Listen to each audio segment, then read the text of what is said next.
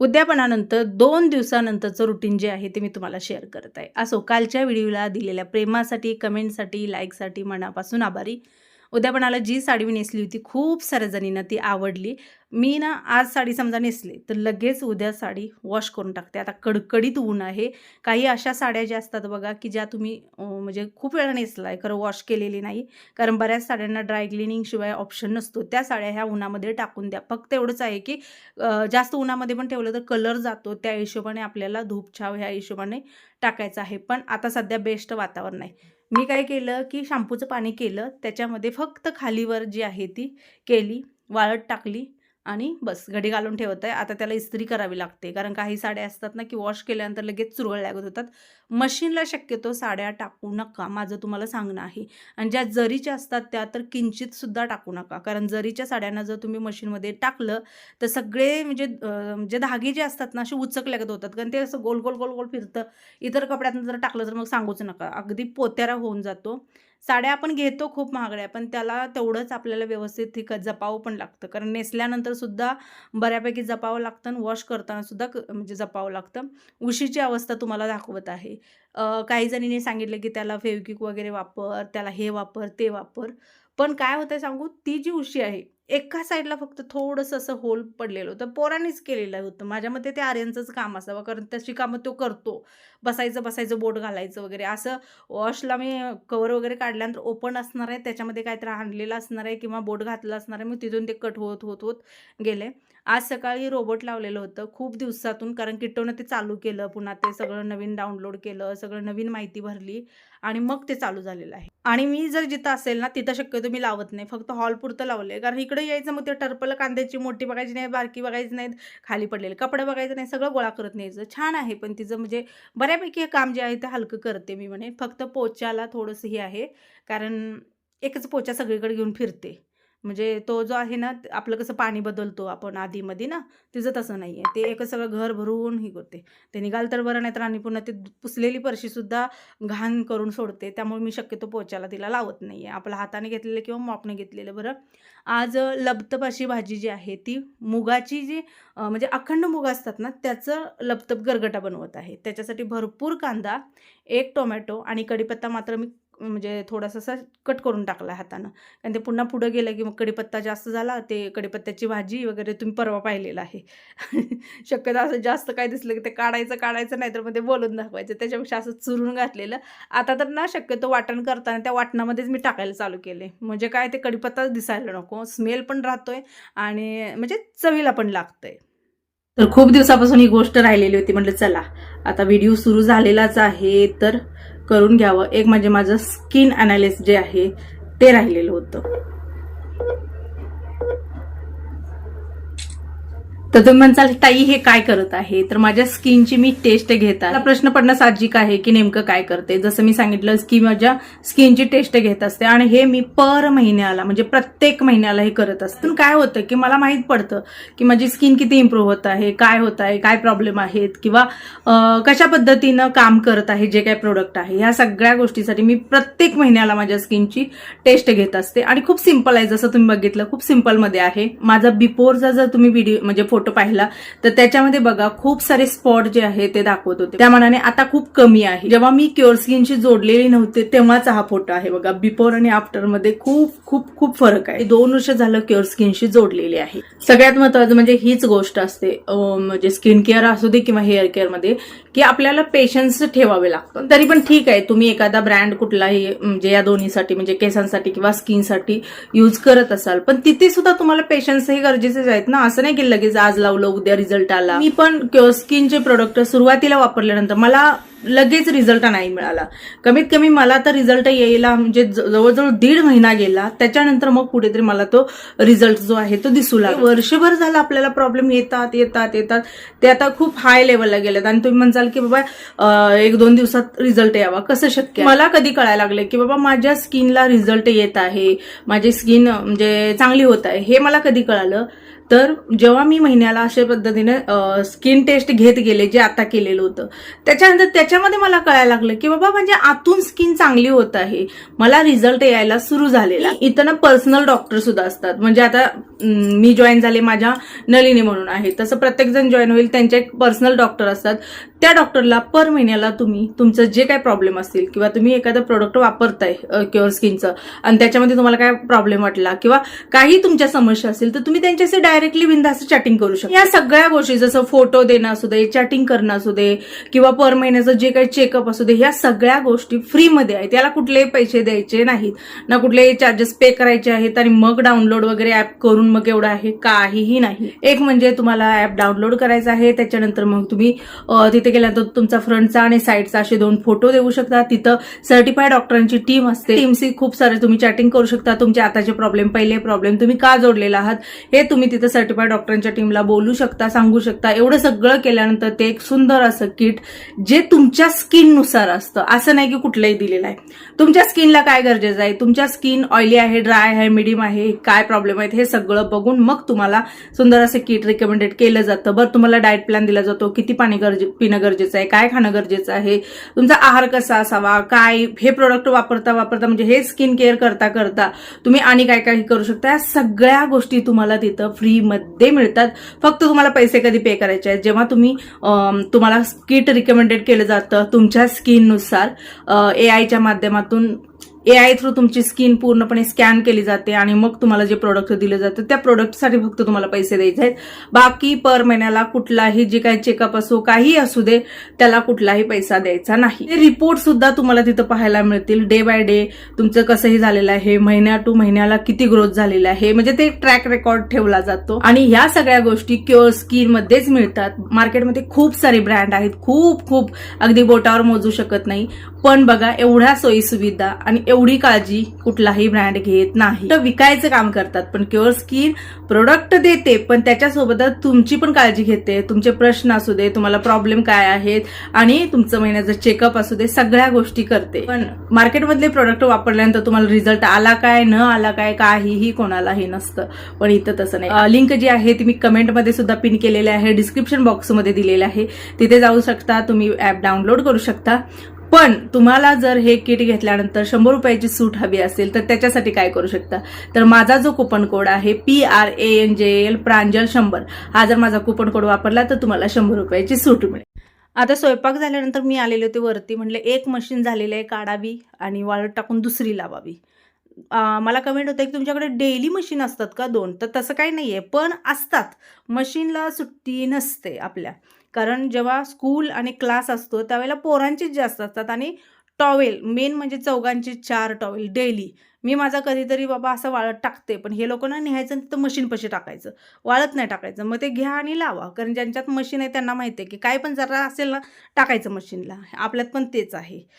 त्यामुळे शक्यतो 2 मशीन जे आहेत त्या लागतात. नाश्त्याला उपीट बनवायची विचार केलता, पण किट्टो म्हणली की मम्मी आता गोड शिरा जो आहे तो थोडासा कर.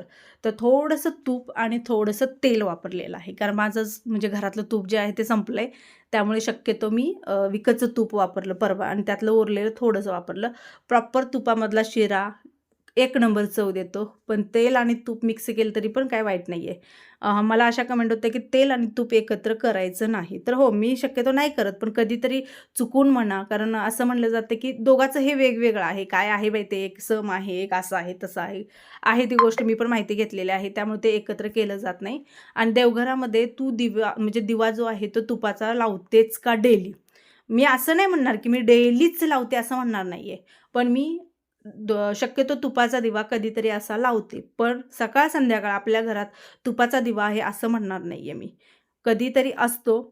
शक्यतो तेलाचा दिवा मात्र कंटिन्यूली आपल्या घरात असतो, कारण मी दिवा विझू देत नाही. एक का होईना दिवा घरामध्ये अखंड सुरू असतो, मग तो स्वामींपासला असू दे किंवा देवघरातला असू दे. कारण असं म्हणलं जातं की आपल्या घरात शक्यतो बघा लाईटी कितीही असू दे, पण दिव्याचं जे असतं ना ते त्याला सर नाही.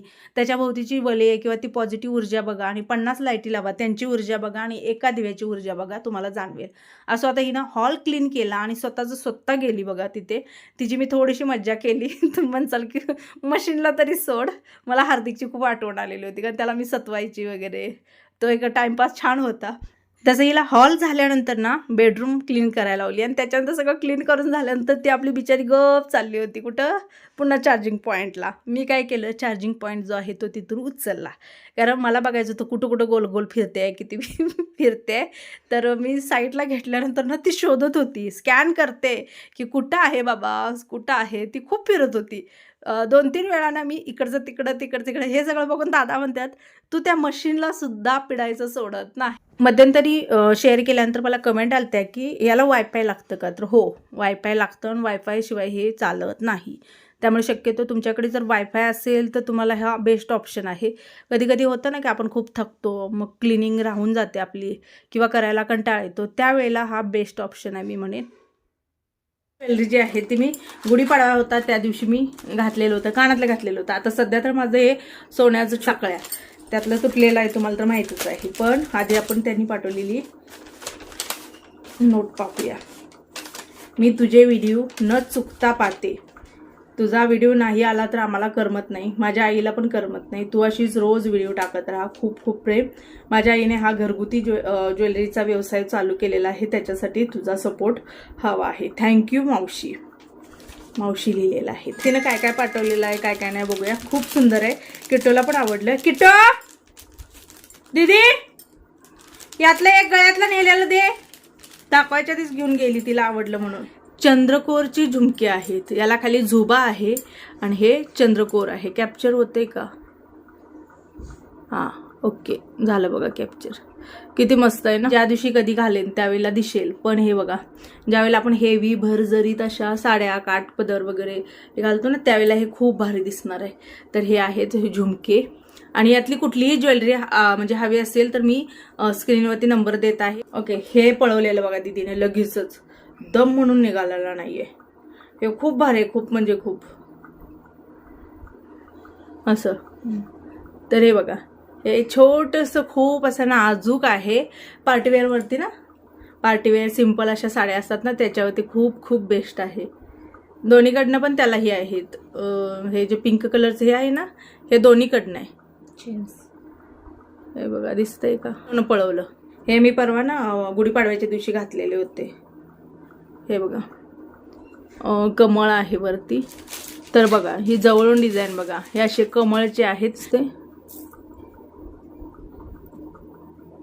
खूप खूप मस्त आहे. तर गळ्याबरोबर छान दिसतोय ना. कुठल्या साडीवरती मॅच होते? आता याची प्राइस वगैरे मला माहित नाही ताई नो. मी नंबर फक्त द्यायचं काम करेन, तुम्ही विचारा. इथपर्यंत येतं. छान आहे. बारीक असं जवळून दाखवते, नाजूक असं आहे. किती नाजूक आहे बघा. ब्लॅक मणी आहेत त्याच्या, वाट्या आहेत. पण घालू शकता हे, आणि वर्ण सुद्धा घालू शकता अशा पद्धतीनं. एक कंटी म्हणजे अशा पद्धतीनं. बऱ्याच वेळेला सिंपल लुक आपण करतो बघा, सिंपल असं एक मंगळसूत्र आणि वर एक छोटंसं पाहिजे असतं, त्या लुकमध्ये हे बेस्ट ऑप्शन आहे. म्हणजे तो लुक जर करायचा असेल तर हे खूप बेस्ट आहे. हे पण जवळून दाखवते पहा. तर त्या ताईने मला जे काय काय पाठवलेलं होतं ते मी तुम्हाला सगळं शेअर केलं. आता यातलं कुठलंही तुम्हाला आवडू दे, तुम्ही तिला कॉन्टॅक्ट करा आणि जे काय असेल ते प्राइस वगैरे विचारून तुम्ही ऑर्डर करू शकता. इथं स्क्रीनवरती त्यांचा नंबर आहे, त्याच्यावरती तुम्ही कॉन्टॅक्ट करा. सगळ्यांचं खाणं पिणं जे काय असेल, दादा वगैरे जिकडे तिकडे सगळेजण आपापल्या ह्याला गेले. त्याच्यानंतर पुन्हा आले आणि मी आरूला इथं ओरडत होते की काही कपडे त्यांना अशीच एक पाय उलटा एक पाय सरळ. मी त्याला म्हटलं की मग जेवढं काही केलेलं आहे तेवढं सरळही करून दे. आणि आज सगळी काढली, खालची खाली वरची वर केली. काही कमेंटची उत्तरं देते. एक कमेंट अशी होती की मी वैभवलक्ष्मी व्रत केलेलं आहे, 10 शुक्रवार झालेत, 10 शुक्रवार होईपर्यंत मी पूजा वगैरे मांडणी सगळी केली, पण त्याच्यानंतर काही कारणास्तव मी पूजा वगैरे मांडलेली नाही, फक्त उपवास पकडलेला आहे. तर मी उद्यापन करू शकते का? तर बघा, असं नाही चालत. तुम्ही सगळं करताय आणि अचानक काही कारणास्तव पूजा वगैरे मांडत नाही, तर लक्षात ठेवा की तुमचं ते व्रत पूर्ण नाही झालं. मी तुम्हाला अजूनही सांगेन, उपवास नका करू एक वेळ, पण व्रताची मांडणी करून पोथी वाचणं खूप गरजेचं आहे. मग ते स्वामींचं असू दे किंवा कुठलंही असू दे, तरच ते तुमचं व्रत पूर्ण होतं ना. असं कोणी सांगितलं की तुम्ही उपवास पकडला म्हणजे ते तुमचं झालं, तर नाही. आणि आता जर तुम्हाला उद्यापन करायचं असेल तर तुमचं बरोबर, म्हणजे आता तुम्ही 21 पकडला असेल तर सांगते, 10 केलेलं आहे तर 11व्या दिवशी म्हणजे 11वा शुक्रवार येतो त्यावेळेला तुम्ही उद्यापन करू शकता. पण तुम्ही 21चं बोललाय आणि पुढचे 10 जर तुम्ही तसंच नुसतं उपवास पकडून जर करत असाल तर त्याला अर्थ नाही. त्यामुळे प्रॉपर करा. मी एक सांगेन तुम्हाला, उपवास नका करू पण पूजा मांडा. संदीपच्या लग्नामध्ये किट्टोला घेतलेला घागरा तेवढा एकच टाइम वापरलाय ना, आधीमध्ये कधीतरी वापरला असेल. हे असं आहे बघा, फुल एम्ब्रॉयडरी वर्क आहे, स्टोन वर्क आहे, हेवी मध्ये येतो. काहीतरी आम्ही त्यावेळेला 2500ला घेतलेला होता. 2500च्या पेक्षा जास्त 2600 का 2700 असं काहीतरी दिलेलं होतं, कारण पूर्ण भरलेलं वर्क आहे. आणि कपडा जो आहे तो सॅटिन सिल्क मध्ये येतो बघा. काहीच गेलेलं नाही आहे, असं आहे. फक्त इथलं हुक निघाले, बाकी चेन वगैरे सगळं आहे. आणि 32 नंबर आहे. तर पहा, एवढा सुंदर असा घागरा. आता हा घागरा जो आहे तो मी देणार आहे, कोणाला तरी देणार आहे. आणि हा त्याच्यावरचा ब्लाउज. वर्क दाखवते जवळून, तुम्ही वर्क बघा किती हेवी वर्क आहे. पूर्ण हे ना ओरिजिनल जर्कन डायमंड म्हणतो ना ते आहेत पूर्ण. हे कुठली सिरोस्की वगैरे नाहीये. हे पूर्ण बाही नाही बरं का याला. होते असतील खरं, मी नाही शिवलं तिला, कारण तिला शॉर्टच पाहिजे होतं. तर आता 32 नंबर बघायचा, ज्याला कोणाला येतोय 32 नंबर इथल्या जवळपासच्या मुलींना देऊन टाकायचं.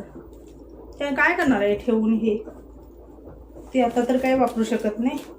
आपल्या भरपूर साऱ्या गोष्टी असतात अशाच की आपण ठेवून देतो वापरत नाही.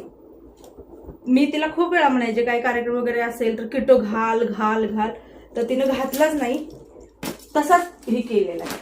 त्याच्यानंतर दुसरा आपल्या घराच्या वास्तुशांतीला घेतलेला तो घागरा ब्ल्यू कलरचा, तो पण घालत नाहीये, तो पण तसाच टाकून ठेवलाय. आणि त्याच वेळेला ना हा दुसरा घागरा घेतलेला होता, हा सागरने घेतलेला होता आपल्या घराच्या पूजेला. हे बघा, बेबी पिंक कलर आहे. हे पूर्णपणे आरसा वर्क आहे बरं का. आणि हे नेट वरती वर्क आहे, हेवी वर्क आहे, जड आहे. हा खालचा स्कर्ट जो आपण घागरा म्हणतोय की तो प्रिंटेड वर्क आहे. वॉश केलं की हे वर्क निघू शकतं, म्हणजे एकदम नेट वरती वर्क केलेलं आहे. हे बघा, एकदम नाजूक असं वर्क आहे. कधी कधी वाटतं घागऱ्यांमध्ये पैसे इन्व्हेस्टमेंट करणं म्हणजे रॉंग आहे, पण ते म्हणतात ना हौसेला मोल नसतं. तिला घागरेच पाहिजे होते. आता शेवटी त्यांची पण मर्जी. जीन्स पॅन्ट, ते टॉप अडकायचं आणि मला काय घेईल त्यात म्हण, काय पण घालू दे, साधा सिंपल टॉप घालू दे, तोच पाहिजे, असलं झालंय पोरींचं आता.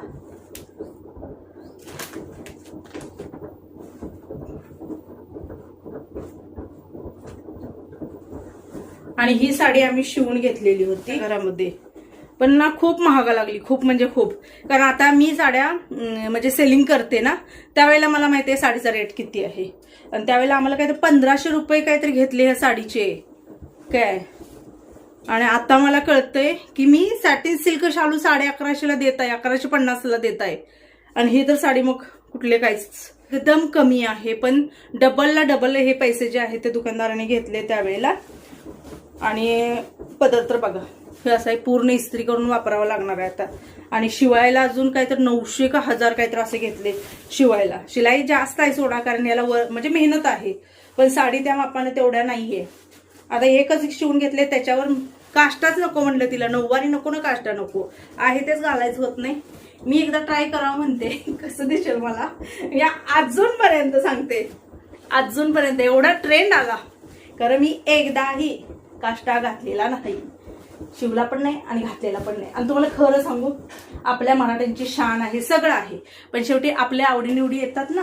तर मला ते ना पायात असं वर वर वर आलेलं असं ना, पाठवून असं वर येताना मला ते नाही आवडत, त्यामुळे मी घालत नाहीये. बाकी काय काष्टा आवडत नाही वगैरे असं नाहीये, पण ते असं मला नाही आवडत.